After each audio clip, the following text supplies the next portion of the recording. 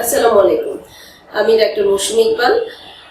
আজকে কথা বলি, হঠাৎ করে যদি রাতের বেলা দাঁত ব্যথায় আপনার ঘুম ভেঙে যায় তখন কি করবেন?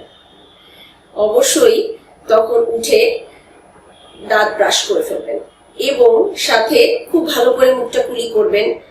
দেখলেন তারপরও ব্যথাটা কমছে না, তখন আপনি অবশ্যই কুসুম গরম পানিতে 1 চিমটি লবণ মিশিয়ে ভালো করে মুখটা আবারও কুলি করবেন এবং সাথে বাসায় যদি কিছু প্রাথমিক ব্যথানাশক ওষুধ থাকে, যেমন ধরুন প্যারাসিটামল, আইবুপ্রোফেন, এই ধরনের ওষুধ আপনি অ্যান্টি অক্সিডেন্ট ওষুধের সাথে, যেটাকে আমরা গ্যাসের ওষুধ বলি, দিয়ে খেয়ে ফেলবেন এবং সাথে সাথেই আপনার যে দাঁতটা ব্যথা করছে তার পার্শ্ববর্তী গামটাকে আঙ্গুল দিয়ে ভালো করে ম্যাসাজ করবেন এবং বারবার কুলি করে ফেলবেন।